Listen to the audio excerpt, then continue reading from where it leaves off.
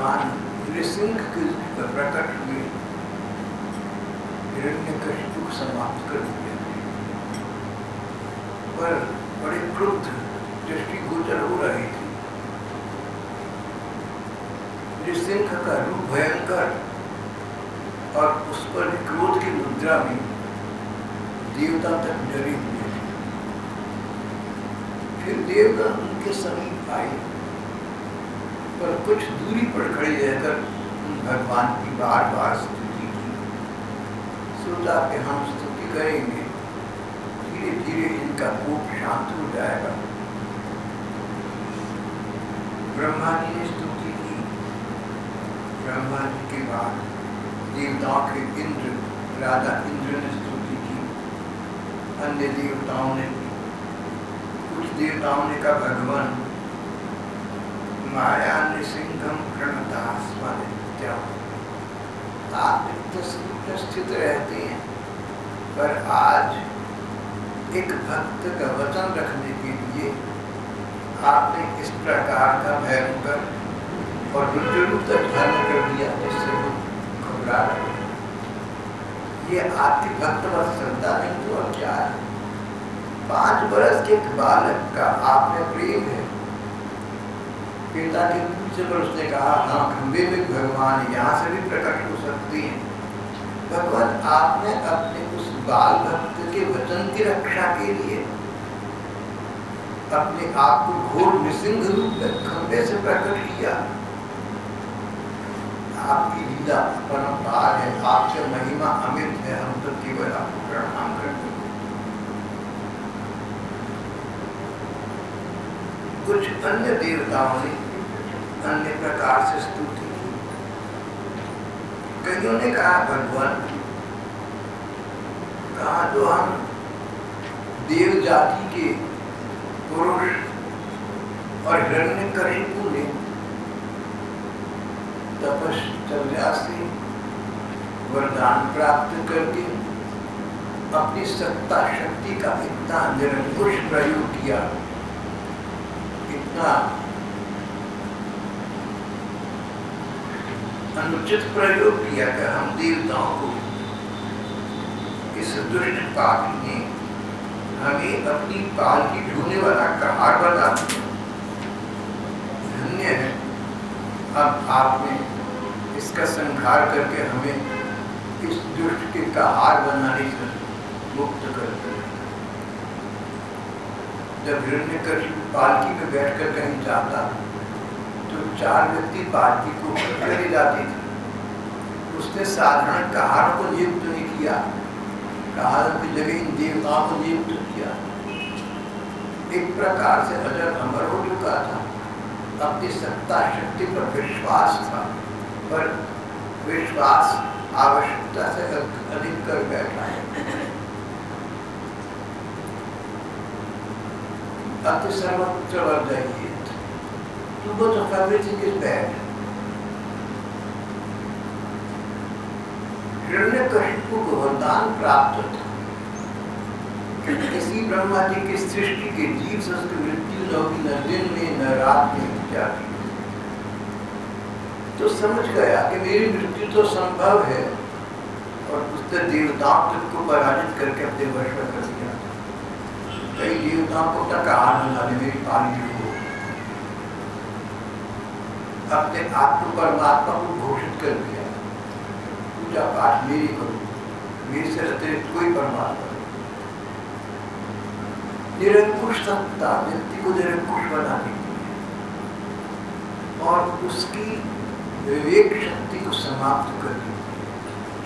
जहाँ अहंकार आया, महात्मा कहते हैं, जहाँ तुम्हारी में किसी प्रकार का श्रेष्ठता का भाव आया, अहंकार का भाव आया, जहाँ तुम्हारी में अभिमान का भाव आया, समझो तुम अपने स्तर से नीचे गिर गए।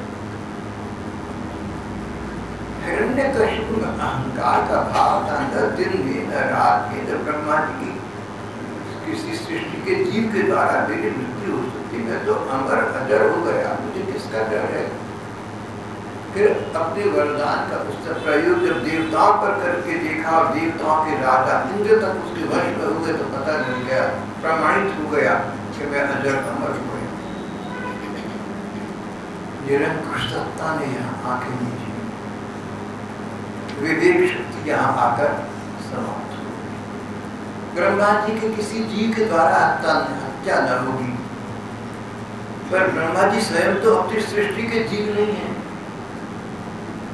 ब्रह्मा विष्णु महेश ब्रह्मा जी की सृष्टि के जीव नहीं है, उनके द्वारा तो हत्या हो सकती। ये विचार कश्यप को नहीं आ सका। सत्ता मग्न था ना, सत्ता प्रमत्ता था, तो नहीं विचार आया।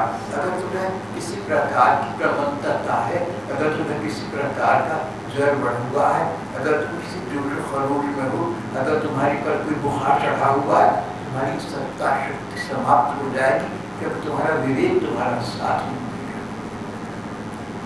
अपने आप को संतुलित रखना है। कैसी भी स्थिति आ जाए, कोई अपमान कर दे, तिरस्कार कर दे, कोई कृतज्ञता कर दे, कोई नाहकी आपके साथ बैर बांध ले, कोई व्यक्ति आपको दुर्वचन कह दे, कोई प्राकृतिक प्रकोप हो जाए, कोई आकस्मिक दुर्घटना हो जाए, किसी प्रकार का कोई कष्ट जीवन में आ जाए, तो अपने आप को क्षुब्ध मत करना, अपने आप को विक्षुब्ध मत करना, समय की प्रतीक्षा करना, अपना सब उपाय करना और सहारा भगवान पर रखना, भरोसा भगवान पर रखना। अच्छा समय आ जाए।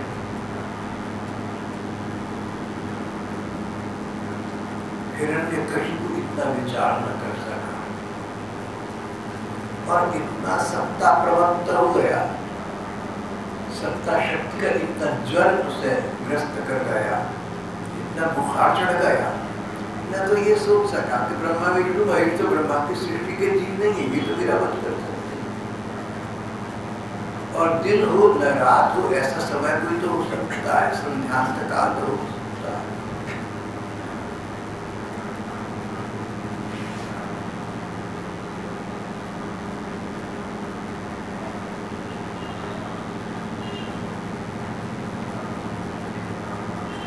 कुछ उपदेवताओं ने कहा कि भगवान जिन देवताओं से बाल्टी ढूंढने वाले का हार का काम देता था, सो तो एक बात है, पर हमें तो इस दैत्य ने, इस राक्षस ने अपना सेवक ऐसा बनाया कि हमसे बिगाड़ में काम देता था, बदले में कुछ देता नहीं था। ये सत्ता शक्ति का दुरुपयोग आज विशाल स्तर पर सुना है होगा। बेकार में काम नहीं। जो लोग सत्ता में हैं वो उन अन्य लोगों से सत्ता में नहीं है, उन बेचारों से बेकार में काम नहीं।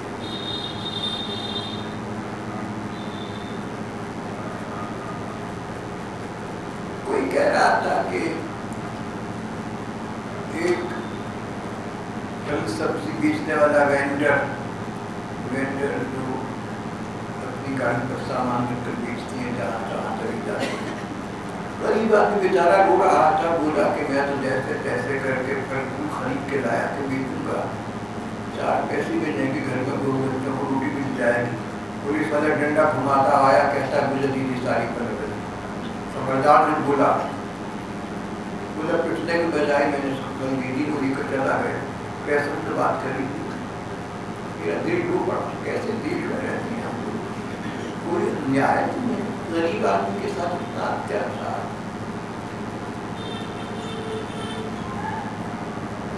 हिरण्यकशिपु सृष्टि के आदि काल में दैत्य था। जो लोग आज ये कार्य करती हैं, गरीबों का खून चूसते, दैत्य से क्या करें।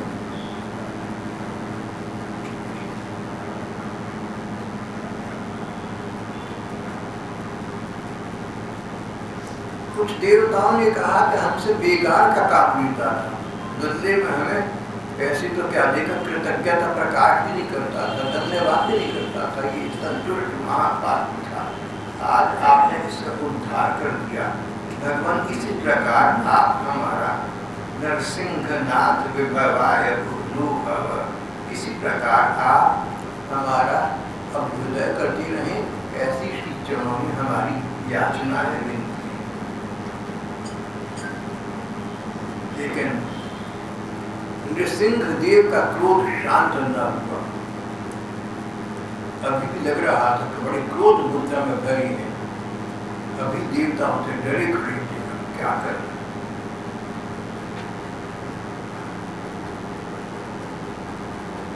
देवताओं ने सोचा कि भले ये भयंकर नृसिंह रूप में है, पर है तो भगवान विष्णु।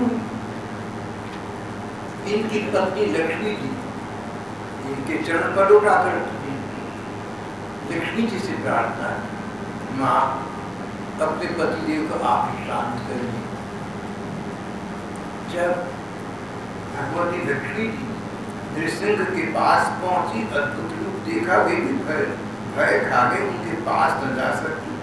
उन्होंने ऐसा अनूठा रूप न कभी देखा था, न कभी सुना था। साक्षात श्री प्रेषिता देव, देवताओं ने साक्षात लक्ष्मी जी को भेजा। साक्षात श्री प्रेषिता देव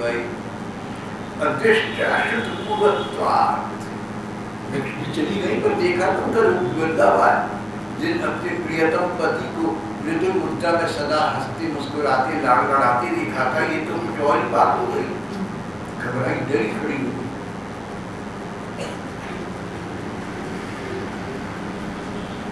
ब्रह्मा जी को विचार आया, मानसों से जाके वो बोले, प्रहलाद बेटा, हम सब ना तुम छोटे हो, तुम्हारे पर अनुग्रह करके ही तो भगवान ने ये रूप धारण किया। बस तुम जाकर चाहो तो इनको शांत कर सकते हो। प्रहलाद ने कहा, जो आज्ञा, जैसी आपकी इच्छा, जैसा आपका आदेश। भगवान के पास जाकर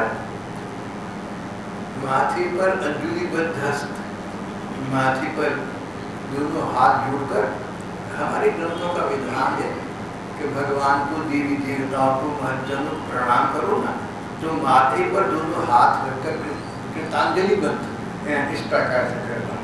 ऐसा विधान धर्म ग्रंथों का अनुष्ठान हो गया। प्रहलाद ने उनको डर नहीं लगा, बड़े बड़े देवताओं को डर लगा। उनकी सहधर्मी भगवती लक्ष्मी जी को डर लग गया था ये रूप देखकर, प्रहलाद को डर नहीं लगा।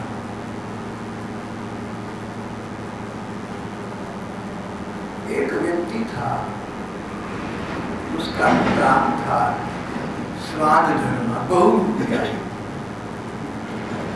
वो बहुरूपिया अपने कार्य में बहुत कुशल था।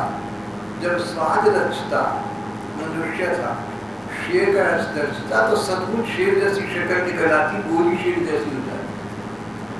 देवता का उठता तो देवता जैसा बन जाता, इतना वो काव्य कुशल था, प्रभु था अपने काव्य। विवाह हुआ, पत्नी आई एक दिन, उससे परिहास सूझा, आज अपनी पत्नी को डराऊंगा। कोई भयंकर धारण करके पड़ गया। पत्नी आई तो उसको डरी मुद्रा से, जब पत्नी आई तो उसको भयंकर मुद्रा से, क्रुद्ध मुद्रा से देखा। पत्नी हंस पड़ी, बोली, ये आपने घर में भी काम करना शुरू कर दिया। उठकर बैठ गया। बोला, तुम डरी नहीं? बोली, पता है मेरे पतिदेव बहुरूपिया है, मैंने क्या डरना था। एकमात्र प्रहलाद की स्थिति थी और किसी की नहीं थी। स्वयं जो उनकी सहधर्मी पत्नी लक्ष्मी है, उनकी भी नहीं थी, वो भी डर रही थी। सभी नहीं डर रहे थे, बस एक प्रहलाद नहीं डर। यो मां पश्यत सर्वत्र सर्वं च मयि पश्यति। भगवान की गीता जी में वाणी, जो व्यक्ति सचमुच भगवान का प्रेमी भक्त है, वो किसी भी साधारण जीव भगवान की सत्ता शक्ति देखता है, डरेगा क्या। यो मां पश्यति सर्वत्र। प्रहलाद तो सब जगह अपने ठाकुर का, अपने प्रियवर भगवान का ही दर्शन करते थे। नृसिंह तो सचमुच ही भगवान थे, जो इस रूप धारण करके बने हुए थे। नृसिंह से प्रहलाद को डरने लगा, पास चली गई, माथे पर हाथ रखकर गीतांजलि बंद प्रणाम किया। भावपूर्ण हृदय और निर्निमेष नयनों से नृसिंह भगवान को देख रही थी। भावबद्ध नयनों से, जैसे 5 वर्ष का बच्चा अपनी माँ को या अपने पिता को देख ले, जैसे पत्नी अपने बहुरूपी या पति को देख ले, जैसे कोई भी प्रेमी अपने दूसरे प्रेमी को, कोई भी रूप हो, लेकिन देखेगा तो ऐसे कि हम दोनों तो अंतरंग के आपस में एक है, हमारे में क्या है और क्या हो। 8 वर्ष के प्रहलाद वयोवृद्ध ज्ञानियों से बड़े नृसिंह भगवान क्रोध विरोध की मुद्रा में थे, पर उनको शांत भाव से खड़ी मुस्कुराती दिख रही थी। नयनों में मुख संदेश था, मानो कह रहे हो कि भगवान ये स्थान कब तक रहे, कार्य पूरा हो गया, अपने सहज रूप में आ जाओ।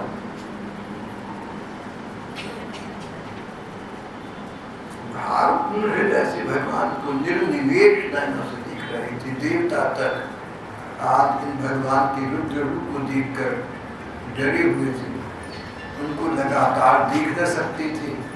एक बात से प्रहलाद थे जो नृसिंह भगवान को नृसिंह के रूप में न देखकर अपने प्रियवर ठाकुर के रूप में दिख रही थी। जहाँ प्रेम है वहाँ भय कैसा। प्रहलाद प्रेम पूरी नयनों से, प्रीति पूरी नयनों से, कोमल दृष्टि से नृसिंह भगवान को दिख रहे थे। मेरे ठाकुर, मेरे स्वामी, मेरे पिता, मेरे सर्वस्व, मेरे प्रियतम। बोला ये क्या आग्रह रखा कि लोग देवता डर रहे हैं, आप अपने रूप में आ जाइए भगवान। संत कहते हैं मनुष्य से कि तू अपने मनुष्य रूप को भूल जा, अपने शुद्ध स्वरूप में, शुद्ध बुद्ध स्वरूप में स्थित हो जा। आप तो स्वयं भगवान हैं, संतों के परम आराध्य तो आप है भगवान। आप भी तो अपने सहज स्वरूप में स्थित हो जाइए। आपने ये कृत्रिम रूप क्यों धारण किया हुआ है। छोटा सा बच्चा प्रहलाद अपने पिता स्वरूप परम पिता भगवान से कह रहा है। निर्निमेष नयनों से भगवान को प्रहलाद दिख रहे थे। भाव समाधि में स्वयं एकाग्र हुआ उनका मन था। प्रहलाद ने कहा, भगवान आप अपने आप में परिपूर्ण हैं, आप स्वयं प्रकाश, आप सफल मनोरथ, आप आत्मतुष्ट हैं। स्वामी आपको किसी से किसी बात की अपेक्षा नहीं है। आप आनंद स्वरूप हैं, आप सच्चिदानंद हैं। सुख पाने के लिए आपको संसार के किसी व्यक्ति की या पूरे संसार की भी आवश्यकता नहीं है। आप तो सुख स्वरूप है ना, सुख का तो आप वितरण करते हैं।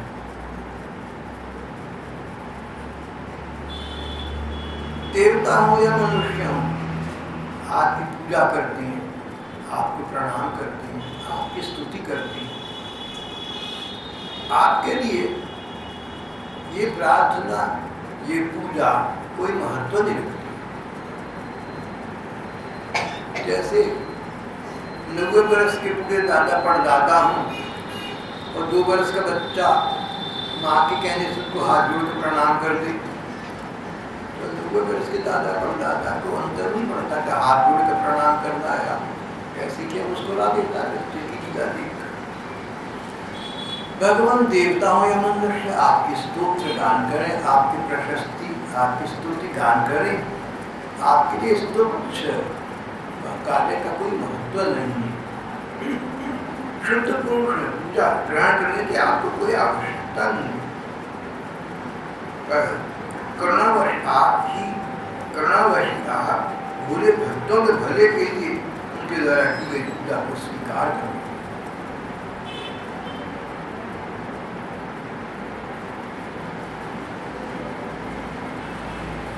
प्रहलाद ने आगे कहा, मेरे ठाकुर, जिस दैत्य को मारने के लिए आपने क्रोध का अभिनय किया, आप बहुरूपिया बने, आप नृसिंह बने, आदि शेर आदि इंसान बने, जिस दैत्य का वध करने के लिए, ब्रह्मा जी के वर की रक्षा करने के लिए आपने अद्भुत अनूठा विचित्र भयंकर धारण किया, उसका वध तो आप कर चुके, वो तो मारा जा चुका।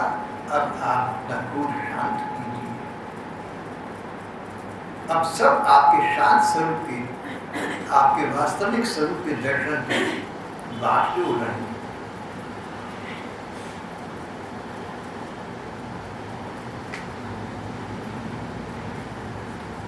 भगवान मुस्कुरा दिए, उनका मुखमंडल सौम्य हो गया, प्रशांत हो गया।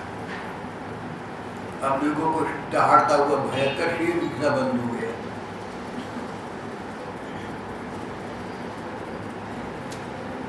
शिव जी ने भी यही बात कही थी, लक्ष्य पूरा कर चुके आप, लेकिन उस समय भगवान चुप रहे। कारण इतिहास में ये बात स्थापित करना चाहते थे, रिकॉर्ड करना चाहते थे, आपको हम लोगों को बताना चाहते थे कि भगवान देवी देवताओं तक से उतने प्रसन्न नहीं होते जितने अपने प्रेमी हृदय भक्तों से हो जाते हैं, चाहे वो 5 वर्ष का बच्चा हो। इसलिए जब तक प्रहलाद भगवान के सामने नहीं आए, उनके गोद में नहीं बैठे, उनके प्रति समर्पित नहीं हुए, तब तक नृसिंह भगवान ने क्रोध का नाटक किए रखा। प्रहलाद बोले, प्रभु मैं अपने मन की दुर्दशा आपसे क्या कहूँ। सच बात ये कि मैं तो सदा संसार में घोर सांसारिक बना रहा, मैंने आपके चरणों के प्रेम की महिमा को नहीं जाना। ये तो आपकी महिमा है कि मुझ पर आप प्रसन्न होगा, नहीं तो आपको प्रसन्न करने के लिए मैंने तो कोई काम न किया। न जाने कब से अपने से अतिरिक्त वस्तुओं को मैं अपना समझकर इधर उधर भटकता रहा। अब आप कुछ ऐसा करिए जिससे मुझे आपकी प्रेमा भक्ति प्राप्त हो सके। मुझे तो इसका एक उपाय सूझता है, आप मुझे अपने प्रेमी भक्तों के पास रख दीजिए, उनकी सेवा में रख दीजिए। अगर मुझे आप अपने प्रेमी भक्तों की सेवा में रख दें तो धीरे धीरे कुछ न कुछ उनके मुंह से ऐसे शब्द निकलेंगे, कुछ न कुछ उनका ऐसा आचरण दृष्टिगोचर होगा जो मुझे भक्ति मार्ग का निर्देश करेगा, जो भक्ति मार्ग का मुझे पथ प्रदर्शन करेगा।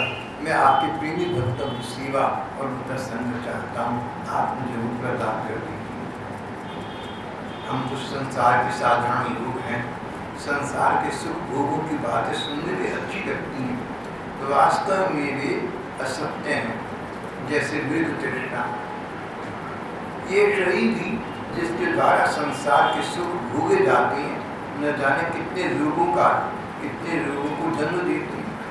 कहाँ ये बेकार के संसार के सुख भोग और कहाँ ये रोग युक्त शरीर। इन दोनों की क्षण भंगुरता और असारता जानकर भी मनुष्य इनसे विरुद्ध नहीं होता। बड़ी आश्चर्य की बात है।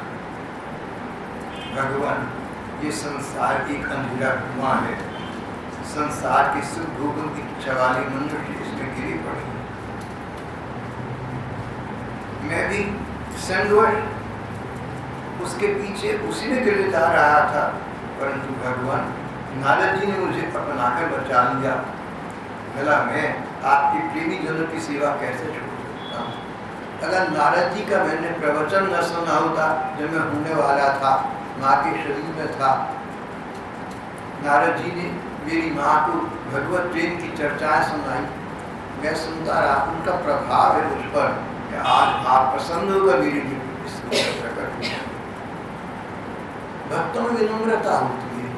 प्रहलाद को ऐसा नहीं लगा कि मेरे में इतना प्रेम है कि भगवान प्रकट हो। उनको लगा कि नारद जी का दिशा दर्शन ऐसा था, नारद जी भगवान के इतने समीप हैं कि भगवान ने नारद जी के प्रवचन को प्रमाणित किया।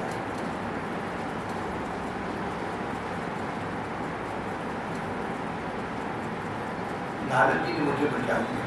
भला मैं आपके ऐसे प्रेमी भक्तों की सेवा कैसे छोड़ सकता हूँ। सोहम कथम नु विसृजी तव कृत्य सेवाम, सोहम कथम विसृजी तव कृत्य सेवाम।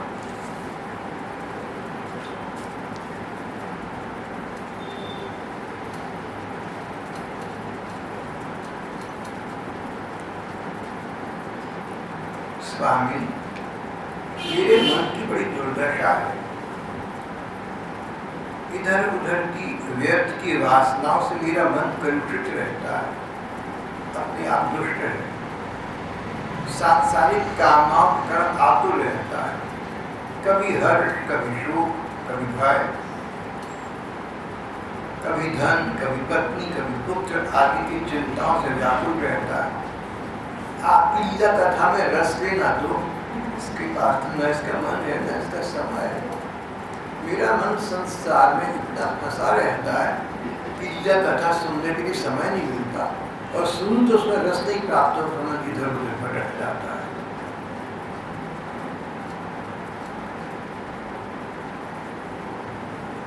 पांच ज्ञानेंद्रियां हैं, आंख, कान, नाक, जिह्वा और त्वचा। त्वचा, स्किन। अच्युत, ये जीभ स्वादिष्ट रसों की मुझे खींचती रहती है और कभी आघाती है। मेरी आंखें सुंदरता की ओर, सौंदर्य की ओर भागे रहते हैं। मेरी त्वचा कोमल स्पर्श की कामना रखती है। मेरे कान अपनी प्रशंसा सुनकर और मधुर संगीत सुनकर बड़े प्रसन्न होते हैं। मेरी नासिका सुगंध की ओर आकृष्ट रहती है। मेरा पेट भोजन की ओर आकृष्ट रहता है। मेरे अंग अंग मुझे अपनी ओर खींचते रहती हैं, और मेरे हाथ पांव आदि जो मेरी कर्मेंद्रियां हैं, ये भी मुझे संसार में लगा। एक तो ज्ञानेंद्रियां हैं जो हम प्रयोग करें या न करें संसार को हमारे अंदर ले जाती है, इनलेक्ट है। जैसे आंखें हैं तो जो दृश्य सामने उसको देखेगी, चाहे आप चाहें या न चाहें। कान है तो जो शब्द होगा, स्वर होगा, उस कान में जाएगा ही, आप चाहें न चाहें। ये संसार का हमें ज्ञान प्रदान करती, ज्ञानेंद्रिय कहलाती है। एक महात्मा कहते थे, सच देखो तो ये ज्ञानेंद्रिय नहीं तो अज्ञानेंद्रिय है, क्योंकि संसार का जो ज्ञान हमारे अंदर जाता है वो तो ज्ञान है, वो तो वास्तविक ज्ञान है ही। ज्ञानेंद्रियां, आंख, नाक, कान इत्यादि, और कर्मेंद्रियां जिनको हम स्वयं कार्य में चाहें तो लाएं, न चाहें तो ना, जैसे हाथ, पांव इत्यादि। कर्मेंद्रिया, पांच ज्ञानेंद्रियां, पांच कर्मेंद्रियां। ज्ञानेंद्रिय हमारे इनलेट है, संसार को हमारे अंदर ले जाती है। इससे अच्छा कि संसार में व्यर्थ भ्रमण मत करो, व्यर्थ की वार्ता श्रवण मत करो, व्यर्थ के दृश्य मत देखो। नहीं तो आप कान के माध्यम से हमारे हृदय में जाएंगे, वहाँ पर भगवान के स्थान पर अपने को स्थापित करने का प्रयत्न करें। कर्मेंद्रिय हमारा आउटलेट है, अगर हम चाहें तो इनको संसार में लगा दें, और हम लगा देते हैं।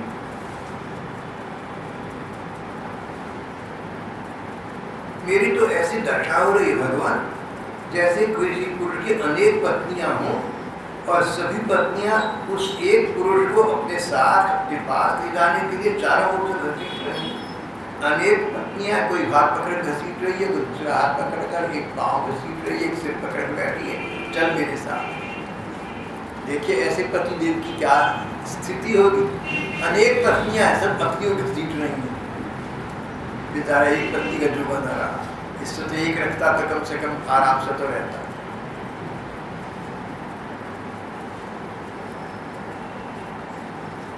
भगवान, मेरी तो वो दशा हो रही है जैसे किसी पुरुष की अनेक पत्नियां हों और उसे अपने साथ ले जाने के लिए चारों ओर से घसीट रही हूं।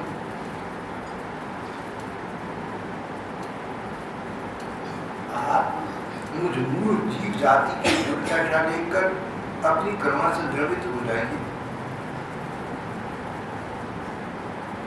भगवान, संसार में फंसे प्राणियों को भी आप अपनी कृपा से पार लगा दीजिए।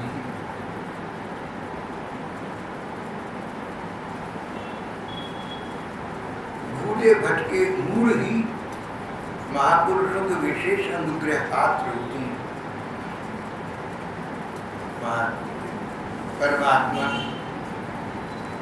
आप अपनी कृपा से हमें संसार के सागर से पार कर दो।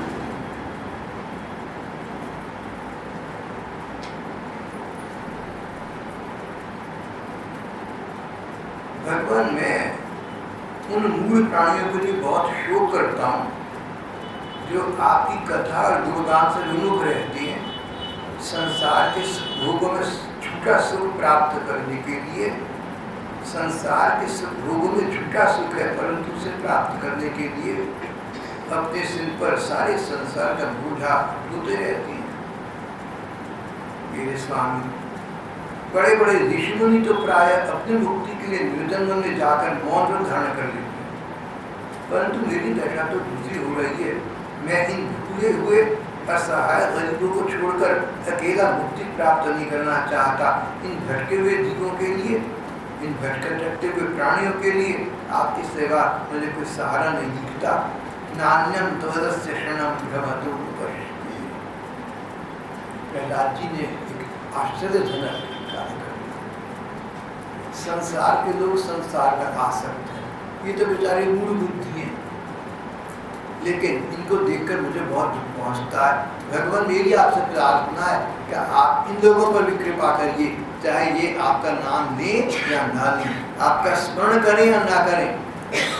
तो पुराना प्रसंग आ गया ना, एक भक्त ने कहा, भगवान कुत्ता कीचड़ में नाली में गिरा पड़ा है, कीचड़ में फंसा हुआ है, उसको तो कुछ कर ही नहीं है कि किसी से प्रार्थना करें। लेकिन कोई राजा रईस देखे तो दया करके उसे निकलवा ले, अपने टाका गाड़ी में ले जाकर अपने भवन में ले जाकर मिला दुलाकर उसे डबल रोटी दे दी। जैसे राजा रईस तो कृपा पूर्वक किसी कुत्ते को कीचड़ से निकाल कर अपने यहाँ ले जाकर पाल ले, इस प्रकार से मुझ मूल जीव को भगवान आप अपने चरणों की भक्ति और सुख प्रदान कर दीजिए। प्रहलाद जी कहते हैं, जो मूल लोग हैं जिनको समझ में नहीं बात आती, आपके प्रति कोई समर्पण का भाव नहीं रखते, ऐसे जीवों के प्रति मेरे में बड़ी करुणा आ रही है। आप अपनी कृपा से जैसे राजा रही तो कुत्ते पर कृपा कर दें, आप इन मूल जीवों पर कृपा करके इनको भी बना लें। प्रहलाद जी ने कितनी असाधारण प्रार्थना, केवल अपने लिए नहीं, मूल जीवों के सभी के लिए।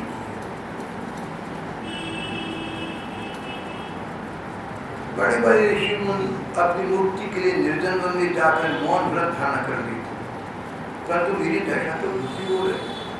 मैं इन भूले हुए असहाय गरीबों को छोड़कर अकेला तो मुक्त होना भी नहीं चाहता। इन भटकते हुए प्राणियों के लिए आपकी सेवा और कोई सहारा दिखाई नहीं देता।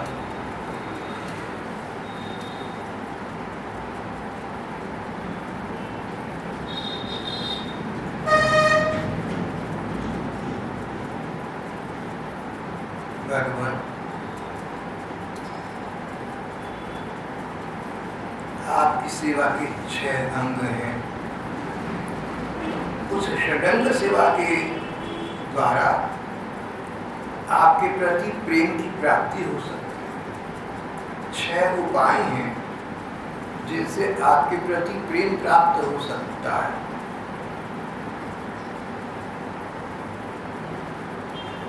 आपको नमस्कार करना,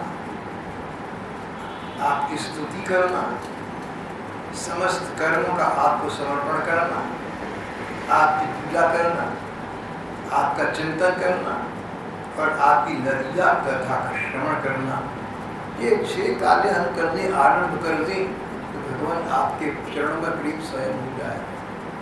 धीरे धीरे हो या शीघ्र हो पर हो जाएगा। मार्ग हमारा खुल जाएगा, पथ प्रशस्त हो जाएगा। नमस्कार करो। बहुत सारी स्तोत्र हैं, श्लोक हैं जहाँ पर भगवान को नमस्कार किया गया है। हम लोग जो श्लोक होते भी नमस्कार करते हैं। प्रसिद्धम नवनीत चौरा रूपांगनानां चतुर्भुज चौरम अनेक जन्मार्जित पाप चौरम चौराग्रगण्यम शीर्षान्नमान। चौरों के अग्रगण्य भगवान को मैं अपना सिर झुकाकर प्रणाम करता हूँ। चौराग्रगण्यम शीर्षान्नमान। चौराग्रगण्यम शरणम प्रपत्ति में शरण लेता हूँ, एक भावार्थ। नमन के नमस्कार के अनेक श्लोक हैं जो आप लोगों को याद होंगे, मंदिर में बोली जाती है। प्रार्थना सत्संग सभा में बोली जाती है।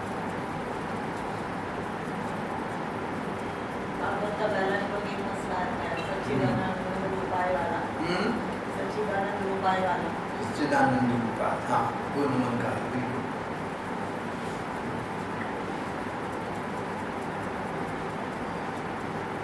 सच्चिदानंद रूपाय श्री कृष्णाय वयं नमः।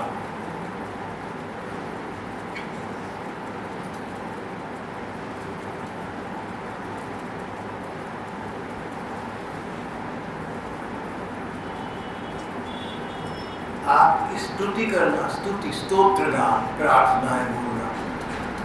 जैसे हमने आजकल पाठ के पश्चात 3 प्रार्थनाएं बोलते, स्तुति कहलाती, स्तोत्र कहलाती।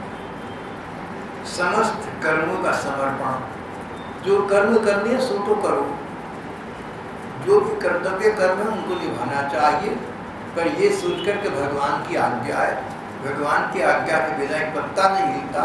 मेरे कर्तव्य कर्म भगवान की ओर से मानो आदेश तो मुझे प्राप्त है, इनको निभाना, भगवान की आज्ञा का पालन करना है।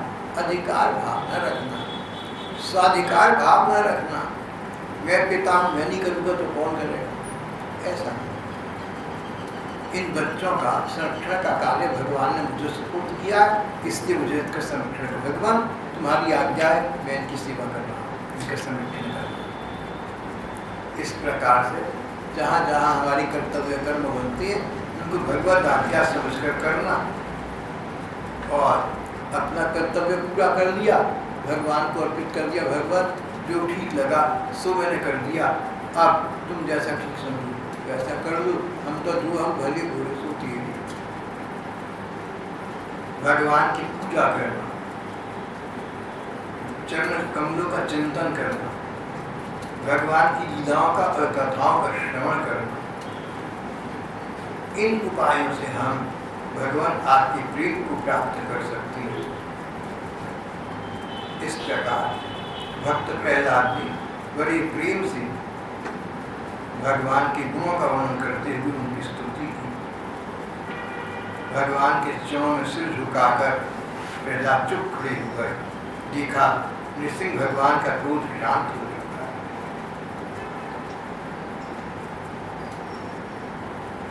नृसिंह भगवान ने सामने खड़े बालक प्रहलाद को हाथ पकड़कर अपनी गोद में बिठा दिया, लाड़ लड़ाने लगी। बोले प्रहलाद तुम श्रेष्ठ हो भैया, मैं तुम पर बहुत प्रसन्न हूँ।